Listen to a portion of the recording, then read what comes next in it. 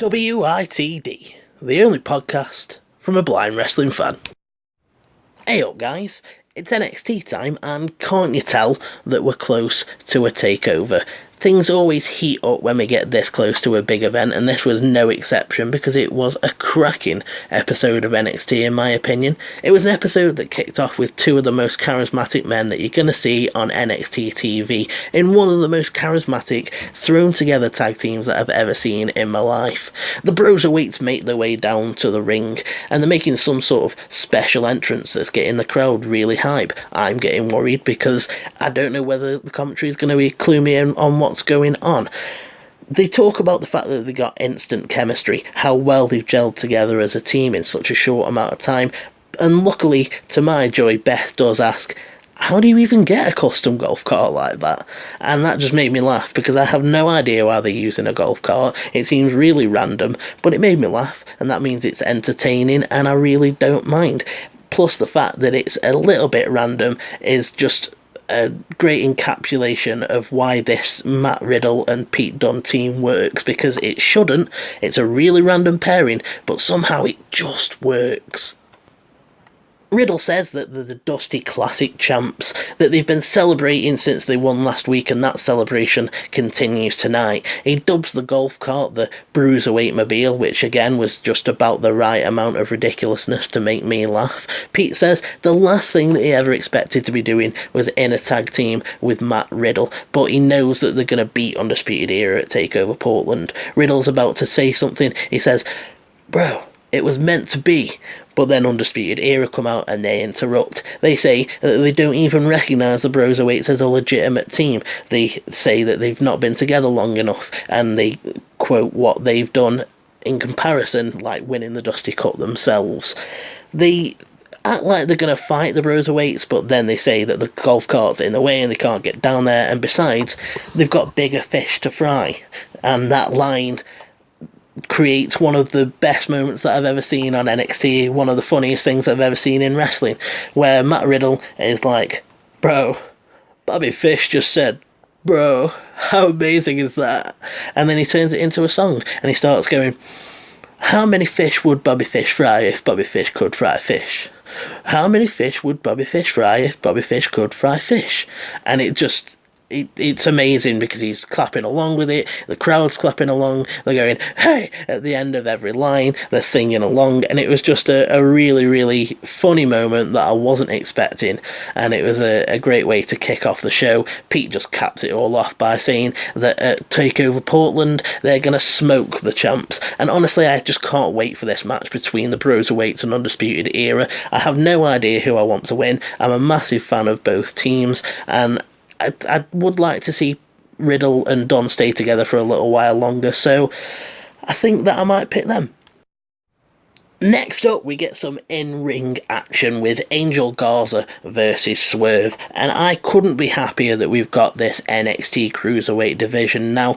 I'm just really looking forward to the inevitable occasion when we get a takeover this year and the Cruiserweight division just steals the show. You just know that it's going to happen, and I just get happy every time they feature them. It's a different flavour, it's a brand new set of faces, and I just really enjoy it every time. The crowd are really behind Swerve in the early moments. He nails a springboard Hurricane Rana and they chant, "Whose house? Swerve's house." We get a commercial break. Afterwards, Garza rips off his trousers to distract Swerve and nails him with a super kick. Swerve gets a German suplex and a flatliner. He's laying in kicks and he goes for a right. Garza gets a counter, and commentary never say what it was, which really annoyed me because NXT commentary doesn't usually let me down like that.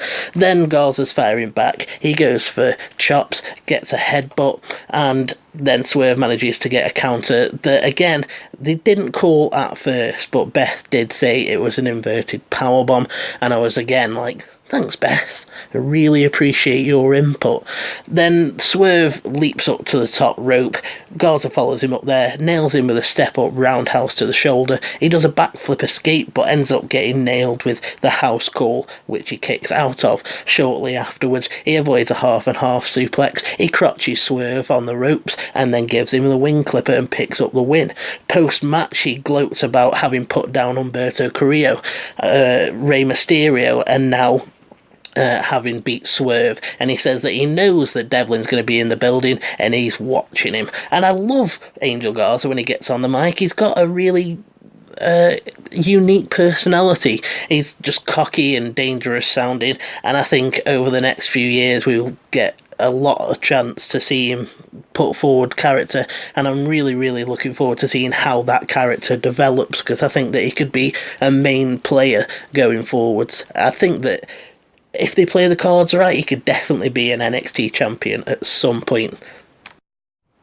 Undisputed Era are shown roaming round backstage, trying to intimidate people into telling them where Tommaso Ciampa is. And I love Undisputed Era when they're like this, where they're this chaotic faction that just rules the locker room. They're roaming round backstage, trying to intimidate people into getting what they want, acting like a bunch of street thugs that have lent someone money and not got paid back, or maybe someone that's ratted them out, and they're just this chaotic force that you can't control. And I absolutely love it. Mercedes Martinez has a video package. She talks about being rugged and thugged. She says she's been working and grinding, and now she's here, and every female needs to watch her back.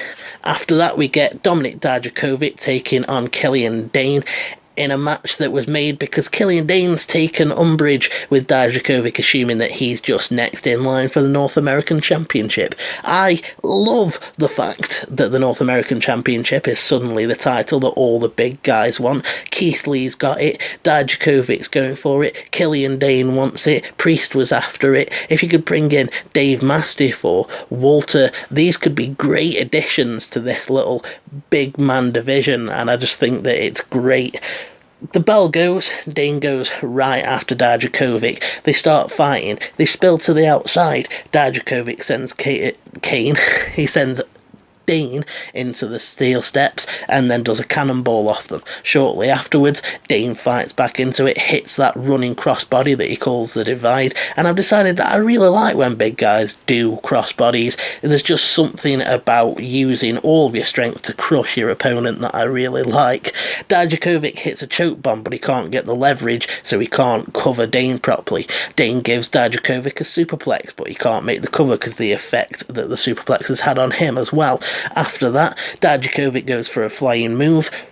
Dayne avoids it, hits him with a John Woo dropkick, which makes Morrow very excited, and then he goes for a Vader bomb, but Dijakovic manages to get out of the way. He boots him in the face and hits him with Feast Your Eyes, and I can't complain. It was a short, hard-hitting match, gets Kelli and Dayne on TV, gives Dijakovic another win, and I'm telling you now, Dijakovic versus Keith Lee is going to steal the show at Portland, because they have amazing matches and I just can't wait. It's a big statement to make though, because there's a lot of high stakes matches at this takeover, so there's a lot of competition, but I do feel like Dijakovic and Keith Lee could pull it off. Undisputed Era shown roaming round backstage again. This time they're giving Kushida a bother. They ask him if he knows where Ciampa is, which I'm sure he didn't. They ask him if he understands what they're saying, which I'm sure that he did. And then they beat him up. Again, Undisputed Era are at the best when they're like this faction that just roams around backstage beating up people because they're not getting what they want. Are they horrible people? Yes. Is it entertaining? Yes. And I just really love this dynamic that they put out there, because it makes for a great build of other superstars that you want to see beat them up, and which is just the point of wrestling. Then we get a scripted but great back and forth between Finn Balor. Balor says he's got a problem with Johnny because all he's heard for 4 years is Johnny this, Johnny that, Johnny blah blah blah. He says that he laid him out fairly easily and doesn't see what the big deal is. Gargano says that he needs this match. He needs to beat the longest reigning NXT champion. He points out the fact that he's the first Triple Crown champion in NXT history. He points out that he's had more takeover main events than anyone else, including Finn. But he says that Finn needs the match as much as he does. Finn disputes that. He's like, no, I don't. What do you need this match for? To be match of the year? I'm not after match of the year. I'm after the match of your life. The last match of your life. Johnny's like, I'm glad. Come on, I want that guy. Look at the look in your eyes. I want that guy, not the guy who lost to Bobby Lashley for like 17 weeks in a row. Finn says that that guy's dead, and Johnny tells him that Johnny is now the flag bearer of NXT, and he's going to drive that flagpole right through Finn's heart. And I just can't wait to see where this goes. Johnny has to lose, right? I can't be doing with it if they just have Johnny win and Finn's momentum just gets stopped. I just really hope that Johnny really underestimates Finn and Finn just lays him out. And we get a really brutal spot with him. I want him to do something really nasty that maybe writes Gargano off again for a few weeks, because I just find that more entertaining. I think it's more of a fascinating story to see Balor's rise than Gargano just getting sent back up the ranks again. Mercedes Martinez versus Kacy Catanzaro is next, and it was short and not so sweet. Honestly, it was just a squash match, which shocked me because it was the return of Kacy Catanzaro, but clearly they're more concerned with building Mercedes Martinez at the minute. Martinez hits a spinebuster almost immediately. She does something that shows off her strength, which commentary never really makes clear, but I assumed it was some sort of suplex because that shows off your strength perfectly. Kacy manages to get in a drop kick. She gets a head scissors takeover, does a clothesline in the corner and gets a Rana for the cover, but that just doesn't last long. Mercedes Martinez ends up fighting back into it and just imposing her will on her for a few minutes, just showing off her strength. She ends up taking her to the outside, throws her into the barricade, and on the inside she gets the Fisherman's Buster for the win. Like I said, squash match. It's just to give Martinez a win and keep her in the minds of the NXT fans, so I don't mind that. Kacy will get her time. Ciampa turns the tables on Undisputed Era. He knows they're looking for him, and he goes looking for them. He jumps them, they get into a brawl, he starts fighting with Adam Cole, and they fight out into the ringside area, and then Ciampa just smashes Cole's face off the announcer's desk. Repeatedly, like, very repeatedly. Then the numbers game gets the best of Ciampa, and the Bruiserweights come out to make the save. There's a big brawl. Regal comes out. He's like, right, I've had enough of this. Everyone go get the kit on. This is getting settled tonight. But that does nothing. They're still brawling. Security's trying to break them apart. They're fighting into the crowd, and it's all just broken down into this big chaotic mess that'll lead to a match later tonight. More Cruiserweight action next as the NXT Cruiserweight Champion Jordan Devlin takes on Tyler Breeze. It was a painfully slow match to start with, in my opinion, but that might just be my fault. I was assuming that Jordan was going to win fairly easily because he's just won that championship, and Tyler hasn't exactly been used the best in recent memory, so I just sort of tuned out, but towards the end of the match it really did pick up. Jordan looked like the star of this match. Tyler was just mostly selling for him. He did manage to go for the knee and got a Boston Crab at one point. He was hitting chops and forearms and super kicks, and he even got a supermodel kick at one point. But Jordan Devlin was the true star, just showing off what he can do, a proper showcase of his moveset, getting a double foot stomp and an elevated backbreaker. He gets an Orihara moonsault. He gets a Uranagi and does a standing moonsault. He gets a standing Spanish fly. He does a cutter that Tyler kicks out of, and at the end he comes back with headbutts and manages to hit the Devlin side and picks up the win. And I was just really impressed with it towards the end. I really wish that they could have just cut off the slow start. I don't feel like it needed to go as long as it did, but it was the best match that Tyler's had in quite a while. Even though he was mostly selling, it did make him look tough because he was putting up a really good fight against Jordan, and Jordan was hitting some really brutal moves, and it's good to get him in front of the NXT crowd, so I have no problems with this. Charlotte makes a return to the Full Sail Arena, and they give her a hero's welcome. Bianca makes her way out first, though, and she starts talking about how she's going to be champ after Takeover Portland, which made me laugh, because it's like, you are not going to beat Ria Ripley. That is not happening. Then she talks about the fact that she's mad because Rhea and Charlotte are going backwards and forwards between them, and they're just overlooking Bianca. Charlotte comes out, Crowd's really happy to see her. They chant welcome home, and she gets them to do a woo, saying that she loves an NXT woo. She tells Bianca basically to settle a kettle. She says that she's good and Charlotte respects her, but she's no Charlotte. She says that it's not her fault that Rhea overlooked Bianca, and now Bianca's trying to make it all about her. Rhea comes out, tells Charlotte to get to the point, and Bianca interrupts again. She points out that Charlotte doesn't even go here. You're not even in NXT. She says that Rhea's overlooked her, but she's gonna beat her. And then Charlotte again tells her that this is a champ's conversation. She should go stand over there and fix her braids, which Rhea doesn't like because they are both NXT. Rhea tells her, you don't disrespect NXT. I haven't disrespected you. You don't come here and disrespect NXT.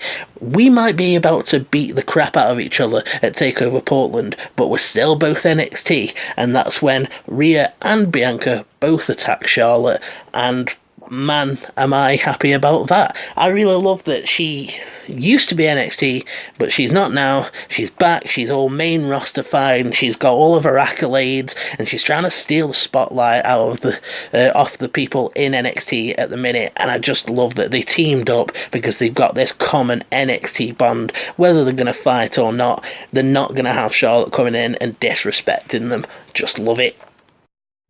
In the main event, it's Undisputed Era versus the Bruiserweights and Tommaso Ciampa, and this was a really, really entertaining segment. As Undisputed Era make their entrance, the faces aren't going to wait for them. They come out, they start brawling again. The faces use their numbers advantage against Roderick Strong, and they toss him off the ramp just for being a dick.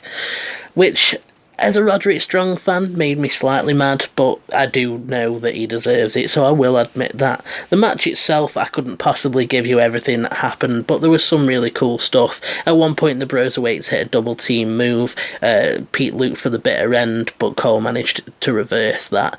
At another point, Pete got a moonsault to the outside off the apron, but Roddy, who kept getting involved in this match, intercepts him. Riddle was running wild at one point, hitting exploder suplexes.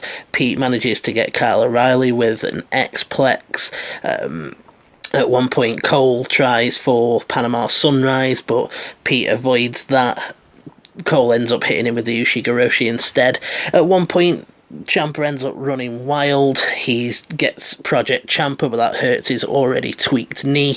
And in the end, it all starts breaking down because Roderick Strong gets involved again, and the ref has to call for the DQ. Undisputed Era take over. They get the numbers advantage. They get chasing the dragon on Pete. They get high-low on Riddle, and they're about to go after Ciampa, but who should make the return but it's the Velveteen Dream, and boy was I happy to see him back.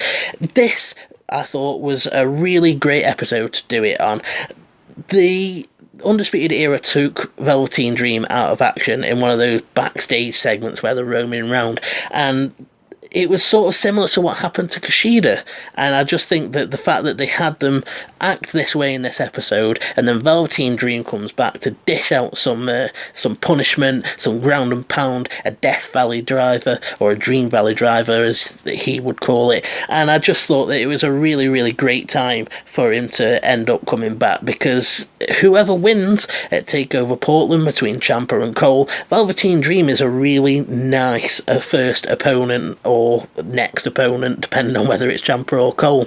I just thought that this episode was really, really great. I enjoyed the hell out of it. You've got this running through line of Undisputed Era being horrible and chaotic and getting what they deserve in the end. You've got this build-up of Gargano and Balor, and the Cruiserweights getting good representation, and I just thought, all in all, it was a really, really solid episode of NXT that built up to this crescendo, and the faces and the heels are really just brawling and uncontainable, and I think that next week, with it being the go home, will be really, really entertaining.